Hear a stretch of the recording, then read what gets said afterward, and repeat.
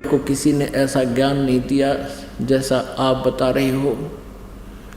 तो परमेश्वर ने कहा कि ये ज्ञान भी बताया जाता है लेकिन तुम नहीं मानते हो। अब तो तुम मान रहे हो, क्या नीचे इन बातों को मान लेते जो आज मैं कह रहा हूँ और मैं यही बताने के लिए जा रहा हूँ?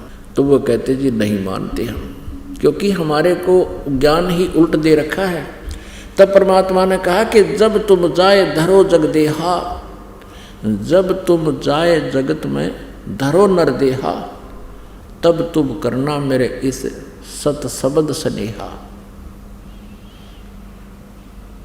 अब तुम्हारा कोई समाधान नहीं है और आप कभी मनुष्य जीवन प्राप्त हो और मैं या मेरा कोई दास मेरे इस ज्ञान का कहीं ढंडोरा पीट रहा हो, ये ज्ञान सुना रहा हो, तब तुम उसकी शरण में चले जाना, फिर तुम्हारा मोक्ष निश्चित है।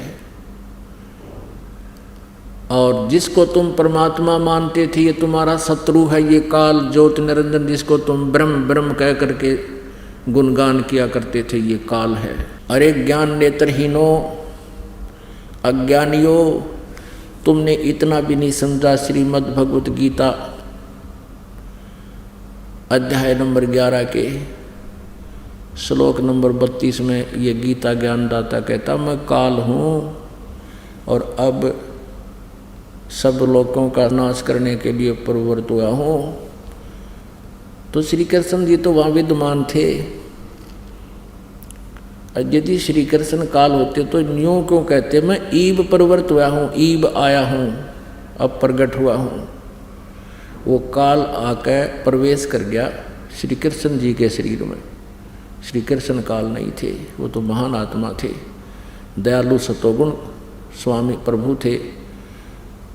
यानी ये प्रभु का अर्थ क्या होता है, थोड़ा सा ये विश्लेषण करते हैं। राम कहो, अल्लाह कहो, गॉड कहो, रब कहो, चाहे खुदा कहो, चाहे साहिब कहो। जैसे एक तहसीलदार को भी साहब कहते हैं, एक कमिश्नर को डीसी को भी साहब कहते हैं, कमिश्नर भी साहब कहलाता है, मंत्री भी साहब कहलाते हैं और मुख्यमंत्री भी साहब कहे जाते हैं, प्रधानमंत्री भी साहब कहलाते हैं और राष्ट्रपति भी साहब कहलाते हैं। मुख्यमंत्री साहब, प्रधानमंत्री साहब। अब हैं तो सारे साहब कहो, राम कहो, स्वामी कहो, मालिक कहो, लेकिन इन मालिकों की स्वामियों की शक्ति में बहुत अंतर होता चला जाता है। ऐसे ही ये रजगुण ब्रह्मा जी, सतगुण विष्णु जी, तमगुण शिव जी, ये इन तीन लोकों पर, पृथ्वी लोक, नीचे पाताल लोक, ऊपर स्वर्ग लोक, इन तीन लोकों पर एक एक विभागीय मंत्री समझो। रजोगुण विभाग के ब्रह्मा जी, सतोगुण विभाग के विष्णु जी, तमोगुण विभाग के शिव जी। इतने साहब हैं, इतने राम हैं, इतने प्रभु स्वामी हैं। तो श्री कृष्ण अर्थात विष्णु जी ये सतोगुण युक्त हैं, ये बहुत ही अच्छे यानी नेक व्यक्ति हैं। लेकिन इनका कर्म जो तीनों का, ये स्वयं तीनों बहुत ही अच्छे, क्योंकि देव पद पर हैं, देव पद पर अच्छी आत्मा ही होती हैं, लेकिन इनके कर्म ऐसे हैं जिस कारण से ये स्वयं भी विवश हैं।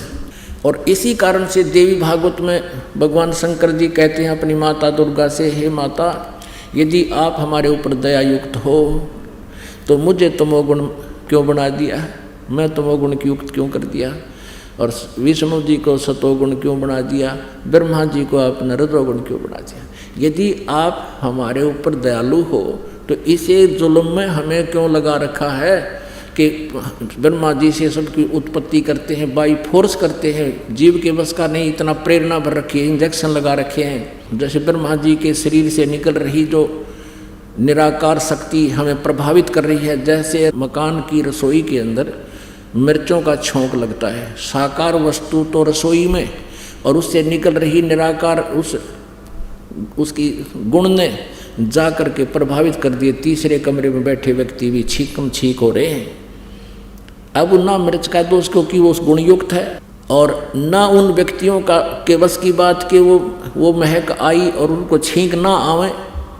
ऐसे ही श्री ब्रह्मा जी से निकल रही वो निराकार गुण वो रजोगुण हमें प्रभावित करता है, जीव के बस का नहीं। जैसे छींक आती है ऐसे वो संतानों उत्पत्ति करता ही करता है, और फिर उसी से प्रभाव से वो यहाँ की संसारिक इस संपत्ति को जोड़ने में, ठाठ बाट करने में, राज प्राप्त करने में, प्रभुता प्राप्त करने में सारा जीवन खो देता है। और विष्णु जी से निकल रहा वो उसका निराकार गुण है। वो भले ही अपने अपने लोकों में विराजमान है, विष्णु लोक में विष्णु जी, शिव लोक में शिव जी और ब्रह्मा लोक में ब्रह्मा जी, लेकिन वहाँ से निकल रही उनकी जो तरंगे हैं,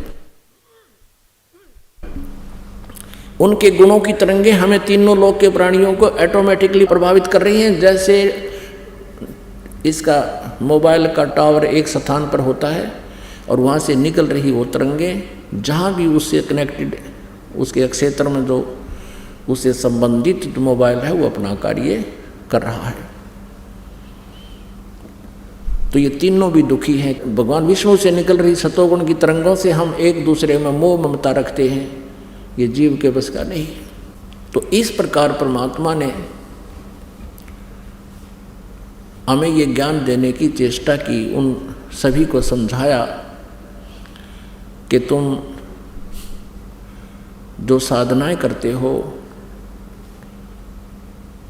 ये तुम्हारी साधनाएं शास्त्र विरुद्ध होने से हानिकारक, इनसे कोई लाभ आपको नहीं होगा। तो पुण्यात्माओं, परमात्मा ने उनको सबको ये ज्ञान दिया, समझाने की चेष्टा की। तो तब तो वो सभी कह रहे हैं कि हे प्रभु हमें बचा लो, हमसे भूल बन गई। तो परमात्मा ने कहा कि जब तुम जाए धरो जग देहा, तब तुम करना मम सत शब्द स्नेहा। तो अब ये ज्ञान परमात्मा की दया से ये प्रकाशित हुआ है। तो उस समय परमात्मा ने कहा कि तुम जिसको निराकार बताते थे, जिसको तुम परमात्मा मानते हो, वो भगवान नहीं है, वो तुम्हारा शत्रु है, तुम्हारा काल है। और उसने अपने तीनों पुत्रों से, रजगुण ब्रह्मा जी उसका पुत्र है, तमगुण शिव जी उसका पुत्र है, सतगुण विष्णु उसका पुत्र है, इन तीनों पुत्रों से तुम्हारे को जन्म मृत्यु और संहार के इस झंझट में बाई फोर्स रखवा रखे है।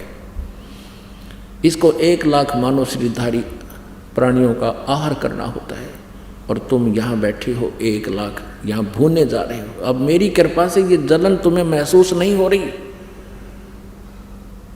जब उनको ये पता चला कि सचमुच ये परम शक्ति है, परमात्मा को पता था कि इनके मन में भ्रम ना रह जाए, परमेश्वर ने कहा कि देखो वो आ रहा है तुम्हारा ये भगवान, जो गीता जी अध्याय नंबर 7 के श्लोक नंबर 24 और 25 में कहता है कि मैं कभी किसी के समक्ष नहीं होता, ये मेरा अविनाशी घटिया अनुत्तम नियम है।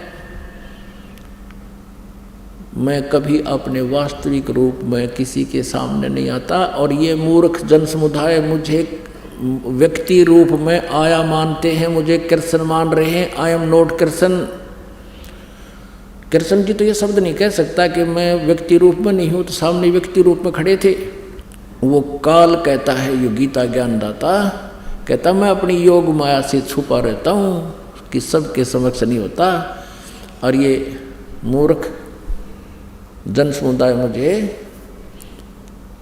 ये मनुष्य मान रहे हैं, कृष्ण मान रहे हैं। तो वो ऐसे छुपा रहता है। अव्यक्त किसे कहते हैं? जैसे सूर्य के सामने बादल छा जाएं, सूर्य विद्यमान है लेकिन हमें दृष्टिगोचर नहीं हो रहा, वो अव्यक्त है, हमसे अव्यक्त है, प्रोक्ष है। ऐसे ही ये काल कहता मैं अपनी योग माया से छुपा रहता हूँ।